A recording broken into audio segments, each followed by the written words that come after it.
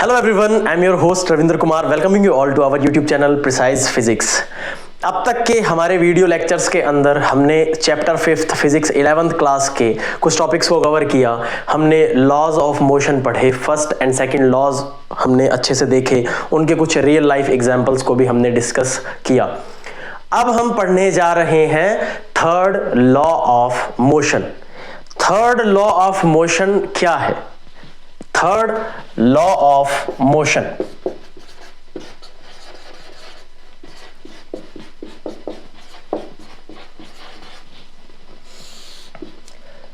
Newton का third law ये कहता है कि for every action there is an equal and opposite reaction.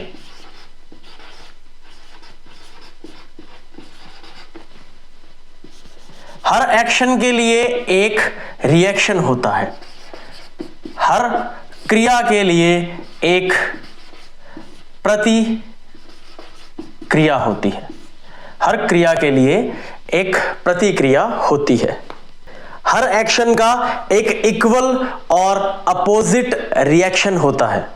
ना यकीन हो तो जाके अपने छोटे बड़े भाई को एक थप्पड़ लगा देना और फिर देखना क्या घमासान युद्ध छिड़ेगा, क्योंकि वापस तो वो मारेगा। जो तुमने एक्शन किया है उसका रिएक्शन तो मिलेगा ही। चलो करना मत ऐसे, जंग छिड़ जाएगी वरना। हर एक्शन के लिए एक अपोजिट रिएक्शन होता है। इसका मतलब है कि जब हम किसी चीज पे फोर्स लगाते हैं तो उतना ही फोर्स अपोजिट डायरेक्शन में वो ऑब्जेक्ट भी हमारे ऊपर लगाता है।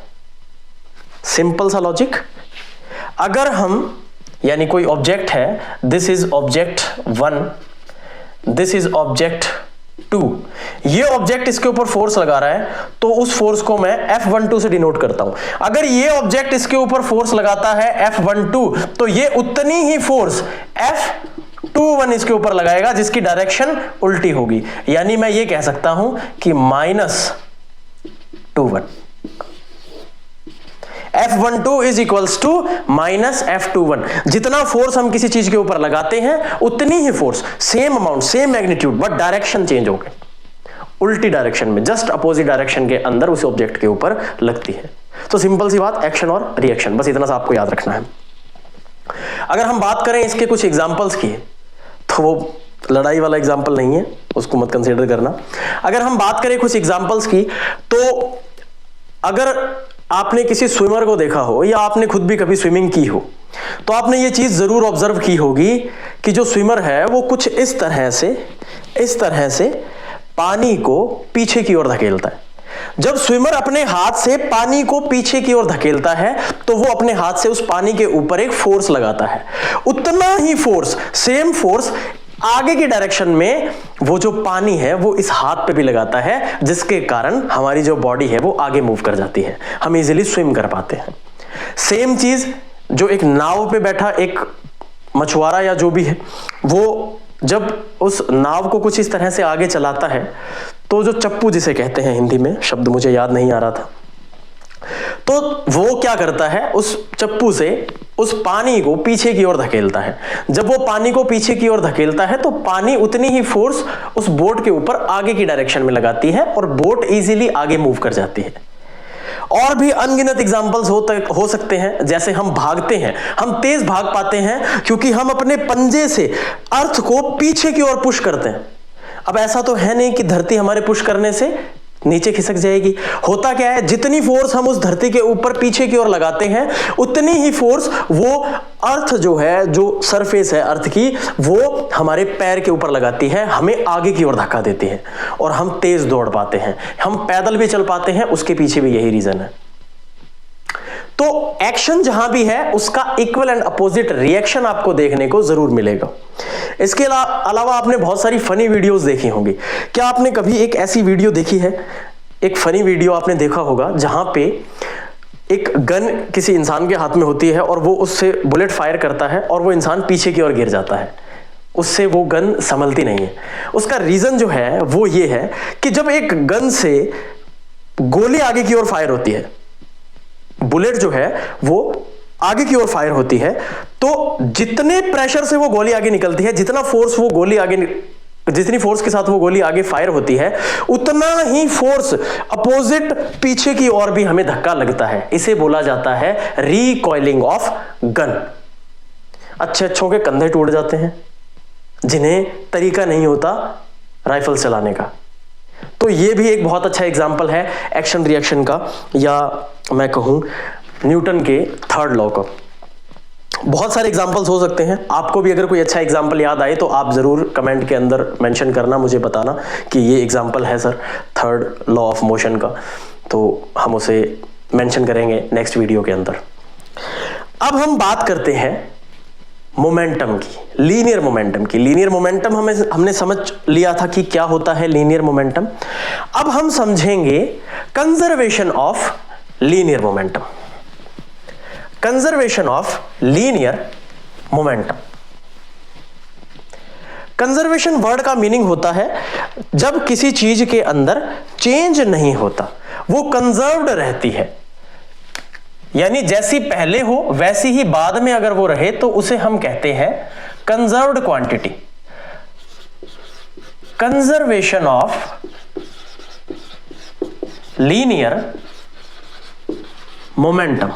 तो ये कैसे काम करता है थोड़ा सा समझने की कोशिश करते हैं। हमने मोमेंटम पढ़ा है। मोमेंटम और फोर्स के बीच में एक रिलेशन होता है कि जो फोर्स है वो बराबर होता है dp अपॉन में dt के। dp अपॉन में dt where p is momentum. ये रिलेशन हम अच्छे से स्टडी कर चुके हैं। कंजर्वेशन ऑफ लीनियर मोमेंटम ये कहता है if there is no net external force, अगर कोई एक्सटर्नल फोर्स है ही नहीं, फोर्स जीरो हो, then linear momentum for that body is conserved, यानी मोमेंटम में कोई चेंज नहीं आएगा। तो अगर हम मैथमेटिक्स से समझें तो इसे हम कुछ इस तरह से समझ सकते हैं कि फोर्स को कर दिया, हमने फोर्स को कर दिया भैया जीरो, तो यहां से dp अपॉन में dt किसके बराबर हो गया? जीरो के बराबर हो गया। तो क्या dp भी जीरो के बराबर हो जाएगा? क्योंकि ये तो यहां मल्टीप्लाई हो जाएगा, और जीरो वो राक्षस है जिसके साथ में आप कोई चीज चाहे मल्टीप्लाई कर दो चाहे डिवाइड कर दो, वो हर चीज को हटा बजाता है, जीरो ही बना देता है। तो dt गया, dp is equals to zero बच गया। यहां से इस dp को लिखा जाता है change in momentum, that is p2 minus p1 is equals to zero. P2 minus P1 is equals to zero, या मैं कहूं P2 is equals to P1। पहले कितना था मोमेंटम? P1, बाद में कितना हो गया मोमेंटम? P2। P1 बराबर P2, यानी जितना पहले था उतना ही बाद में है। मोमेंटम में कोई चेंज ही नहीं आया। कब नहीं आया? जब एक्सटर्नल फोर्स किसके बराबर हो गई? जीरो के। तो यह है सिंपल सा law, conservation, law of conservation of linear momentum, यानी जब एक्सटर्नल फोर्स जीरो हो जाए तो यहां पे मोमेंटम जो है वो कंजर्व्ड रहता है। तो होप ये चीज आपके अच्छे से समझ में आ गई होगी। अब हम बात करते हैं इक्विलिब्रियम ऑफ कॉन्करेंट फोर्सेस। तो इस चीज को पढ़ने से पहले आपको यह पता होना चाहिए कि कॉन्करेंट फोर्सेस क्या होती हैं। ऐसी फोर्सेस जिनका लाइन ऑफ एक्शन सेम हो, ऐसी फोर्सेस जिनका लाइन ऑफ एक्शन जो है वो सेम हो। लाइन ऑफ एक्शन क्या होता है? मान लो ये एक बहुत ही बड़ा बक्सा है, एक बॉक्स है, और मैं इस बॉक्स को पुश कर रहा हूं।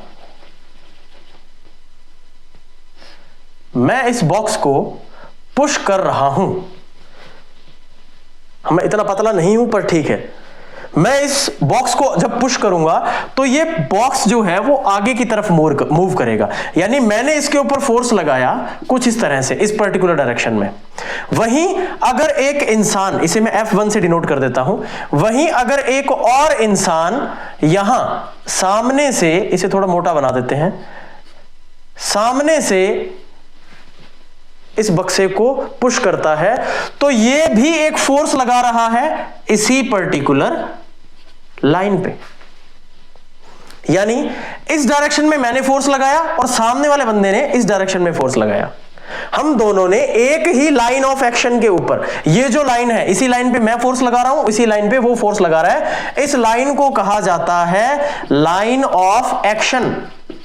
यानी जिस लाइन के ऊपर हम दोनों ही काम कर रहे हैं, और अगर इसने जो फोर्स लगाया है वो बराबर है F2 के, तो जो नेट फोर्स होगी इस बॉक्स के ऊपर, वो इस इक्विलिब्रियम ऑफ कॉन्करेंट फोर्सेस के कॉन्सेप्ट के अकॉर्डिंग वो बराबर होगी इन दोनों के वेक्टर सम के।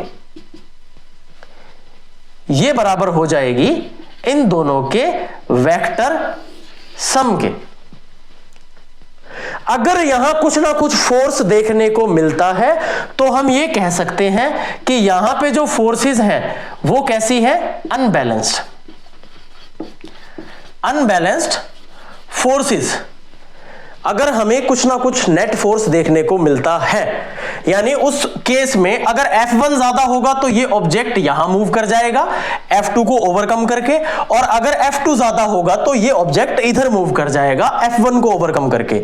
इसका मतलब अनबैलेंस्ड फोर्सेस यहां एक्ट कर रही हैं।